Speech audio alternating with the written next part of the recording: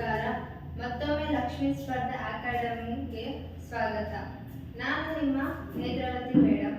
ಈ ದಿನ ಎಲ್ಲ ಕಾಂಪಿಟೇಟಿವ್ ಎಕ್ಸಾಮ್ಗಳಿಗೆ ಭಾರತ ಇತಿಹಾಸದ 50 ಪ್ರಶ್ನೆ ಉತ್ತರಗಳ ಕೋಶ ಪಾರ್ಟ್ 1 ನಲ್ಲಿ 50 ಪ್ರಶ್ನೆ ಉತ್ತರಗಳನ್ನು ಈ ದಿನ ನೋಡೋಣ.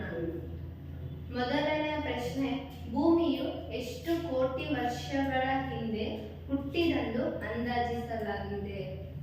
ಉತ್ತರ 460 ವರ್ಷಗಳು. ಪ್ರಶ್ನೆ 2, ಭಾರತದ ಪ್ರಾಗೈತಿಹಾಸನ ಪೀಠ ಎಂದು ಯಾರನ್ನು ಕರೆಯುತ್ತಾರೆ? ಉತ್ತರ ರಾಬರ್ಟ್ ಬ್ರೋಸ್ ಹುಟ್. ಮೂರನೇ ಪ್ರಶ್ನೆ, ಮನುಷ್ಯರು ಪ್ರಾಣಿಗಳನ್ನು ಯಾವಾಗ ಸಾಕಲು ಪ್ರಾರಂಭಿಸಿದರು? ಉತ್ತರ ಮಧ್ಯಶಿಲಾ ಯುಗ. ನಾಲ್ಕನೇ ಪ್ರಶ್ನೆ, ಬೃಹತ್ ಶಿಲಾ ಸಂಸ್ಕೃತಿ ಎಂದರೆ ಏನು? ಉತ್ತರ ಕಬ್ಬಿಣದ ಯುಗ. ಐದನೆಯ ಪ್ರಶ್ನೆ, ಬ್ರಾಹ್ಮಿ ಲಿಪಿಯನ್ನು ಮೊದಲು ಅರ್ಥೈಸಿದವರು ಯಾರು? ಉತ್ತರ ಜೇಮ್ಸ್ ಪ್ರಿನ್ಸರ್. ಆರನೆಯ ಪ್ರಶ್ನೆ, ಕೃಷಿ ಕಾರ್ಯಗಳಿಗೆ ಪ್ರಾಣಿಗಳನ್ನು ಬಳಸುವ ಪದ್ಧತಿ ಯಾವಾಗ ಪ್ರಾರಂಭವಾಯಿತು? ಉತ್ತರ ನವಶಿಲಾ ಯುಗ.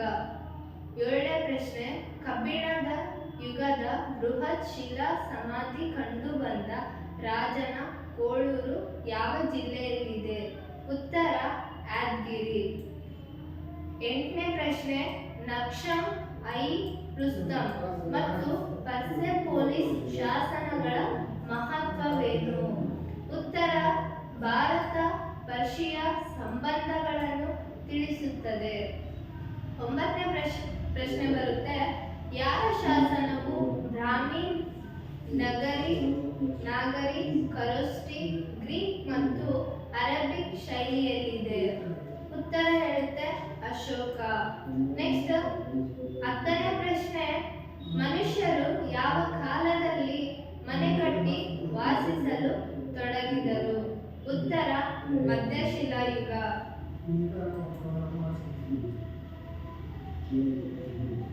ಈ ಕಾಂಪಿಟೇಟಿವ್ ಯುಗದಲ್ಲಿ ಒನ್ ವರ್ಡ್ ಕ್ವಶನ್ಸ್ ತಮ್ಮೆಲ್ಲ ಸ್ಪರ್ಧಾರ್ಥಿಗಳಿಗೆ ಡೈರೆಕ್ಟ್ ಅಂಡ್ ಇಂಡೈರೆಕ್ಟ್ ಆಗಿ ಯೂಸ್ಫುಲ್ ಹಾಗೂ ಹೊಸ ಸ್ಪರ್ಧಾರ್ಥಿಗಳಿಗೆ ದಾರಿದೀಪವಾಗಿರುತ್ತದೆ.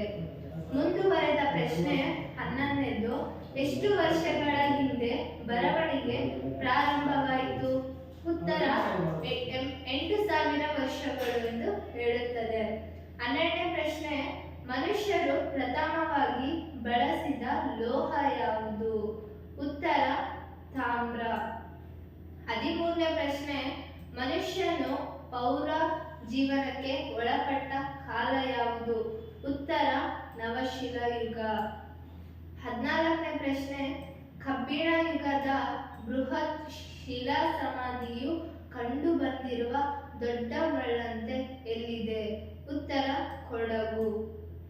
15ನೇ ಪ್ರಶ್ನೆ ಬರುತ್ತೆ, ಅಶೋಕನ ಹೆಸರು ಕಂಡುಬಂದ ಮೊದಲ ಶಾಸನ ಯಾವುದು? ಉತ್ತರ ಯಾವುದು? ಮಸ್ಕಿ.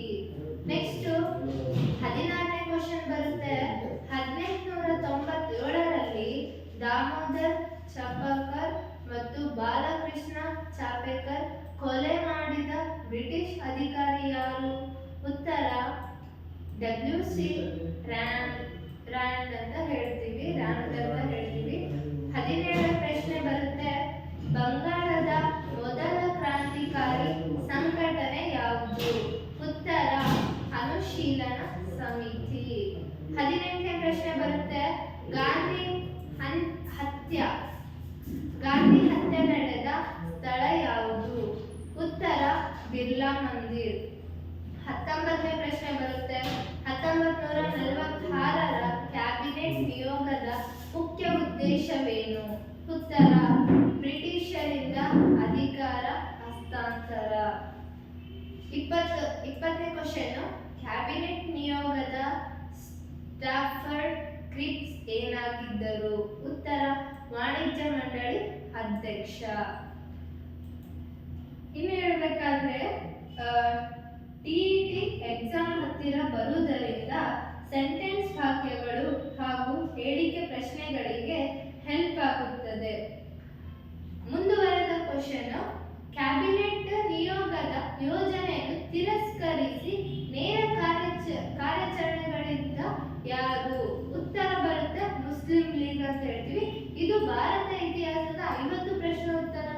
ಕೋಶದಿಂದ ಬಂದಿರುವ ಪ್ರಶ್ನೆ ಉತ್ತರಗಳು.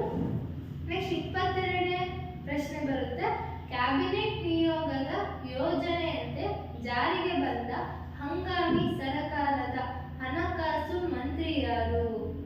ಉತ್ತರ ಲಿಯಾಕತ್ ಅಲಿ ಖಾನ್ ಅಂತ ಹೇಳ್ತೀವಿ. ನೆಕ್ಸ್ಟ್ 23ನೇ ಕ್ವಶನ್ ಬರುತ್ತೆ, ಮೌಂಟ್ ಬ್ಯಾಟನ್ ಅವರನ್ನು ಭಾರತಕ್ಕೆ ಕಳಿಸಿದ ಉದ್ದೇಶವೇನು? ಉತ್ತರ ಬರುತ್ತೆ ಆಡಳಿತ ಹಸ್ತಾಂತರ. 24ನೇ ಕ್ವಶನ್, ಮೌಂಟ್ ಬ್ಯಾಟನ್ ತಮ್ಮ ಯೋಜನೆಯನ್ನು ಯಾವಾಗ ಘೋಷಿಸಿದರು? ಉತ್ತರ 1947 ಜೂನ್ 3ರಂದು ಮೌಂಟ್ ಬ್ಯಾಟನ್ ಯೋಜನೆಯನ್ನು ಘೋಷಿಸುತ್ತಾರೆ. 25ನೇ ಕ್ವಶನ್ ಬರುತ್ತೆ, ಕ್ಯಾಬಿನೆಟ್ ನಿಯೋಗದಲ್ಲಿದ್ದ ಬ್ರಿಟನ್ನಿನ ನೌಕಾ ಸಚಿವ ಯಾರು? ಉತ್ತರ ಎ.ವಿ. ಅಲೆಕ್ಸಾಂಡರ್ ಅಂತ ಹೇಳ್ತೀವಿ. ನೆಕ್ಸ್ಟ್ 26ನೇ ಕ್ವಶನ್ ಬರುತ್ತೆ, ಶಂಕರಾಚಾರ್ಯರು ಜನಿಸಿದ ಸ್ಥಳ ಯಾವುದು? ಉತ್ತರ ಕಲಟಿ, ಈಗಿನ ಕೇರಳ ಅಂತ ಹೇಳ್ತೀವಿ. 27ನೇ ಕ್ವಶನ್ ಬರುತ್ತೆ, ರಾಮಾನುಜಾಚಾರ್ಯರನ್ನು ತಮಿಳುನಾಡಿನಿಂದ ಜನಿಸಿದ ರಾಜ ಯಾರನ್ನು ಕರೆಯುತ್ತಾರೆ? ಉತ್ತರ ಕುಲತುಂಗ ಚೋಳ. 28ನೇ ಕ್ವಶನ್ ಬರುತ್ತೆ, ಅಚ್ಯುತ ಪ್ರೇಕ್ಷ ಯಾರು ಗುರುವಾಗಿದ್ದರು? ಉತ್ತರ ಮಧ್ವಾಚಾರ್ಯರ ಗುರುವಾಗಿದ್ದರು. ನೆಕ್ಸ್ಟ್ 29ನೇ ಕ್ವಶನ್, ಬಸವಣ್ಣನವರು ಸಿದ್ಧಾಂತದ ಹೆಸರೇನು? ಉತ್ತರ ಶಕ್ತಿ ವಿಶಿಷ್ಟಾದ್ವೈತ ಅಂತ ಹೇಳ್ತೀವಿ. ನೆಕ್ಸ್ಟ್ 30ನೇ ಕ್ವಶನ್ ಬರುತ್ತೆ, ಅನುಭವ ಮಂಟಪ ಇದ್ದ ಕಲ್ಯಾಣವು ಯಾವ ಜಿಲ್ಲೆಯಲ್ಲಿದೆ? ಉತ್ತರ ಬೀದರ್ ಅಂತ ಹೇಳ್ತೀವಿ. ನೆಕ್ಸ್ಟ್ ಇದರಿಂದ ಹೇಳ್ಬೇಕಾದ್ರೆ ಭಾರತ ಇತಿಹಾಸಕ್ಕೆ ಸಂಬಂಧಿಸಿದಂತೆ ಕುರುಕುಂದಪ್ಪ ಸರ್ ಹಾಗೂ ಈರಣ್ಣ ಬಂಗಾರಿ ಸರ್ ಅವರ ವಿಡಿಯೋಗಳು ರೆಡಿ ಆಗಿದ್ದಾವೆ. ಮುಂದುವರೆದ ಪ್ರಶ್ನೆ ಬರುತ್ತದೆ, ತೆಲುಗು ಸಂತರು ಯಾರು? ತೆಲುಗು ಸಂತರು ಯಾರು ಅಂದ್ರೆ ಉತ್ತರ ಏನಾಗಿರುತ್ತೆ? ವಲ್ಲಭಾಚಾರ್ಯರು ಆಗಿರುತ್ತಾರೆ.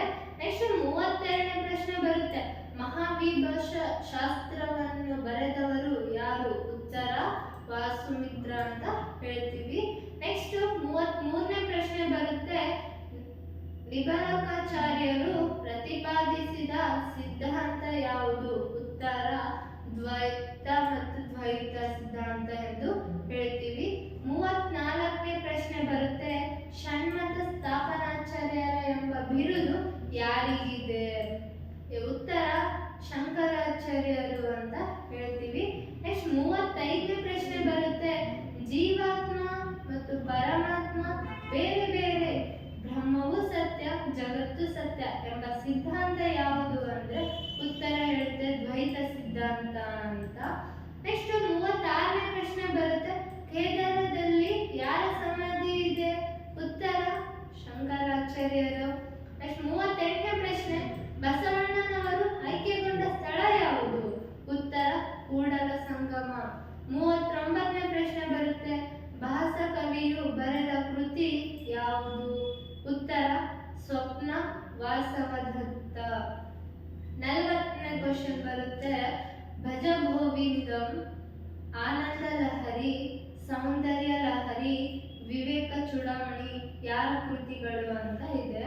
ಉತ್ತರ ಏನಾಗಿರುತ್ತೆ? ಯಾವುದು? ಶಂಕರಾಚಾರ್ಯರದ್ದು ಆಗಿರುತ್ತೆ. ನೆಕ್ಸ್ಟ್ ಇದ್ರಲ್ಲಿ ಹೇಳ್ಬೇಕಾದ್ರೆ ನಮ್ಮ ಲಕ್ಷ್ಮೀ ಸ್ಪರ್ಧಾ ಅಕಾಡೆಮಿ ಮಾನ್ವಿ ವತಿಯಿಂದ ತಮ್ಮೆಲ್ಲರಿಗೂ ಫ್ರೀ ಕಾಸ್ಟ್ ಅಲ್ಲಿ ಲಭ್ಯವಿದೆ. ಅದಕ್ಕಾಗಿ ಆಸಕ್ತಿ ಉಳ್ಳವರು ಸಬ್ಸ್ಕ್ರೈಬ್, ಶೇರ್, ಲೈಕ್ ಮಾಡಲು ತಮ್ಮಲ್ಲಿ ಮನವಿ.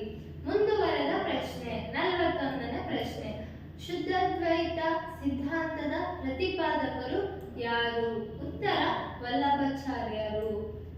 42ನೇ ಕ್ವಶನ್ ಬರುತ್ತೆ, ಪೃಥ್ವಿರಾಜ್ ರಾಸೋ ಕೃತಿಯನ್ನು ಬರೆದವರು ಯಾರು? ಉತ್ತರ ಚಂಪಸಿಂಹ ರಾಯ ಅಂತ ಹೇಳ್ತೀವಿ. ನೆಕ್ಸ್ಟ್ 43ನೇ ಪ್ರಶ್ನೆ ಬರುತ್ತೆ, ನಿಬರಕಾರ್ಯರು ಯಾರ ಸಮಕಾಲೀನವರು? ಉತ್ತರ ಇವರು ರಾಮಾನುಜಾಚಾರ್ಯರ ಸಮಕಾಲೀನವರು ಅಂತ ಹೇಳ್ತೀವಿ.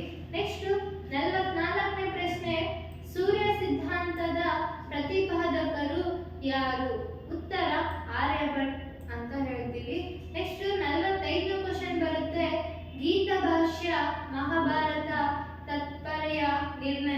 ವಿಷ್ಣು ತತ್ವ ನಿರ್ಣಯಗಳನ್ನು ಬರೆದವರು ಯಾರು? ಉತ್ತರ ಮಧ್ವಾಚಾರ್ಯರು ಅಂತ ಹೇಳ್ತೀವಿ. ನೆಕ್ಸ್ಟ್ 46ನೇ ಕ್ವಶನ್ ಬರುತ್ತೆ, ಅನುಭವ ಮಂಟಪದ ಅಧ್ಯಕ್ಷರು ಯಾರು? ಉತ್ತರ ಅಲ್ಲಮ್ಮ ಪ್ರಭು ಅಂತ ಹೇಳ್ತೀವಿ. 47ನೇ ಪ್ರಶ್ನೆ ಬರುತ್ತೆ, ಯತಿರಾಜ ಎಂಬುದು ಯಾರ ಬಿರುದು ಅಂತ? ಉತ್ತರ ಏನಾಗಿರುತ್ತೆ? ರಾಮಾನುಜಾಚಾರ್ಯರು ಅಂತ ಹೇಳ್ತೀವಿ. ನೆಕ್ಸ್ಟ್ 48ನೇ ಕ್ವಶನ್ ಬರುತ್ತೆ, ರಾಮಾನುಜಾಚಾರ್ಯರು ಅತಿ ಹೆಚ್ಚು ಕಾಲ ಎಲ್ಲಿ ಅರ್ಚಕರಾಗಿದ್ದರು? ಉತ್ತರ ಇದನ್ನು ನೀವು ಕಮೆಂಟ್ ಬಾಕ್ಸಿನ ಮೂಲಕ ತಿಳಿಸಿ. ನೆಕ್ಸ್ಟ್ 49ನೇ ಪ್ರಶ್ನೆ ಬರುತ್ತೆ, ಮಾಯವಾದದ ಪ್ರತಿಪಾದಕರು ಯಾರು? ಉತ್ತರ ಹೇಳುತ್ತೆ ಶಂಕರಾಚಾರ್ಯರು. 50ನೇ ಪ್ರಶ್ನೆ ಬರುತ್ತೆ, ಜಹಾಂಗೀರ್ ಸಮಾಧಿ ಎಲ್ಲಿದೆ? ಉತ್ತರ ಲಾಹೋರಿನ ಶಾದರ್. ಭಾರತದ ಇತಿಹಾಸ 50 ಪ್ರಶ್ನೆ ಉತ್ತರಗಳನ್ನು PDF LSA TET 2025 ಗ್ರೂಪಿನಲ್ಲಿ ಸಿಗುತ್ತದೆ. ಧನ್ಯವಾದಗಳೊಂದಿಗೆ ಮತ್ತೊಮ್ಮೆ ಪಾರ್ಟ್ 2 ನಲ್ಲಿ ಭೇಟಿಯಾಗೋಣ.